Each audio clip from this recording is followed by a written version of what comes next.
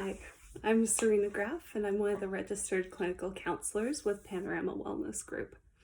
I'm coming on here today in follow-up of our most recent blog post regarding mild traumatic brain injury or concussion and depression.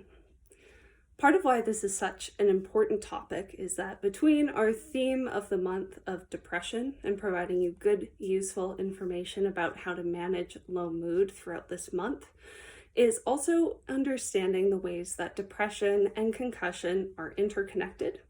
So my hope is to help elucidate the ways that concussion and depression can coexist, better understanding some of the experiences of people with concussion, whether it's your own experience or the experience of someone you love and care about, and also giving you examples of things you can do to help manage both concussion and depression. First off, I want to start by saying that concussion is, in some ways, very similar to other physical injuries, like a broken arm, sprained ankle, etc. There's often physical pain, frustration, a sense of helplessness, even sometimes a sense of hopelessness or fear about your future. What sets it apart is a number of things, including the sort of invisible nature of this sort of injury. Whereas when we're using crutches or we have a cast on our arms, people are able to see evidence, if you will, that we're struggling, that we're in pain, that we're in the process of healing. Whereas with concussion, oftentimes we look normal. The difficulty with this is it adds another dimension to the person who's experiencing concussion recovery. They not only have to deal with very real physical symptoms and the emotional toll that that can take, but then they often describe feeling an added burden of having to prove that they're struggling because everyone tells them they look just fine, or family members might forget that they're struggling with a very real injury. In addition, a lot of the symptoms of concussion overlap with depression that are often stigmatized or, set aside as something of a personal failure, like being lazy or having a terrible memory, not paying attention. Attentional difficulties, forgetfulness, difficulties finding words are all struggles that people with concussion often report. So understanding that not just having those symptoms can contribute to feeling low, feeling frustrated, feeling easily irritated, but then having that added burden of explaining to people, no, I was doing my best, I was trying to pay attention, I do remember you talking to me, but I just couldn't retain that information because of all of the other pieces that I'm going through in my rehabilitation. This can overlap as well with depression in terms of symptoms like changes in appetite, feeling that we need to sleep more, or having difficulties falling and staying asleep. Perhaps even sleeping what we consider a good amount, but waking up still feeling exhausted, or having sleep of a non-restorative quality. With concussion too, we may feel difficulties getting moving, feeling a lack of motivation, perhaps feeling increased anxiety about socializing or physical exercise because we're worried about it exacerbating our symptoms or contributing to our already high level of fatigue and exhaustion. You're certainly not alone if you've experienced any of these things. A few gentle reminders that I like to provide to people who have similar experiences with concussion is, first and foremost, just because you still have symptoms does not mean that you have not progressed, and it does not mean that you will be like this forever.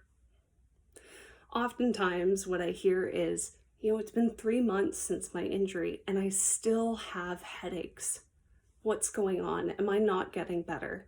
Why have I put in all this time to recovery and still have these headaches? With this specific example, I like to remind people that, even before your injury, chances are you had some level of headache. So be mindful that there may be other reasons why you're still having headaches.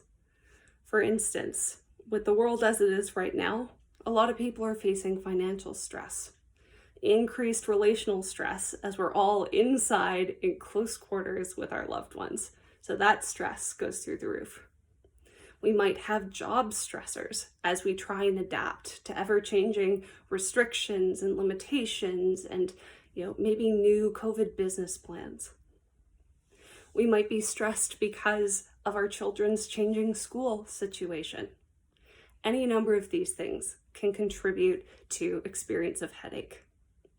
Then we add things like physical tension, where when we're stressed and concerned about our symptoms, our bodies tend to tighten up. Tightness throughout our neck and shoulders can contribute to headaches. If we have a furrowed brow because we're staring at our screens for so long, or we're trying to problem solve, tension across this area can contribute to headaches. So being mindful that headaches may come about separate from your head injury is an important reminder, as well as cultivating awareness that, I may still have headaches, but maybe they're different from when I was first injured. For instance, you may still have headaches, but the intensity of them has gone from a 9 out of 10 to maybe a 7 out of 10. Perhaps headaches don't last as long as they used to, or now you have strategies that help you to manage and bring down that pain. It's important to note too that with some of these symptoms, like sleep difficulties, they may take longer than other symptoms to recover. So you may progress in other areas like increased light tolerance or being able to manage headache around loud noises. There are different pieces of progress that we can notice as we go through our recovery that may not make us feel like we've made huge progress, but I can tell you that across the board, recovery does take longer than we'd like, because I'm imagining it would have been best if you felt better right away the day after. We always want to be better, feel better, perform better, function, and get back to our normal lives faster than recovery often allows. That does not mean that you've made no progress. The next piece I want to remind you of is that self-compassion through this process makes a big difference. Already when you're dealing with physical struggles and added stressors just existing in the world today, never mind all the ways your life may have changed post-concussion, beating ourselves up, being self-critical, only contributes to that stress. It's kind of like a critical voice that follows you around and continues to make life difficult for you after all of the struggles you've been through. I'm not saying throw on a happy face, think happy thoughts, and everything will get better. But rather, try and speak to yourself with kindness, the way you might speak to a loved one or friend. Being kind to ourselves in the process can actually help reduce physical tension, reduce headache, and help us to engage in our meaningful relationships, daily activities, and rehabilitation more effectively than being self-critical. Some concrete tools that you might be able to use include tracking your progress. So as you start doing physiotherapy exercises or building up your walking activity each day, changing your diet, changing your bedtime routine, write that down. It doesn't have to be a novel, but just keeping track on a daily basis, a few notes or rating scales can help you to reflect back on all the work that you've invested in recovery and help you see what meaningful progress you've made. We all are poor historians when we look back on the work that we've done and try and gauge progress, especially since most of us have a tendency to unfairly compare ourselves to how we functioned pre-injury, compare ourselves to others who may not have had the same struggles that we have, or even compare ourselves to unrealistic expectations we may hold about our recovery. It's also so important to keep track of our wins, because especially in the beginning of recovery, our wins can feel incredibly small, like being able to take our medications on time or making ourselves a cup of tea. but we have to start somewhere, and progress often builds from there. So being able to keep track of the wins of your day can help you see that over time, those wins get bigger and build on each other and give you a sense that all of the time and effort you've invested are in fact making a difference. Finally, I encourage you to reach out for help. Chances are you've never had a head injury and no one has told you how to navigate concussion recovery or depression.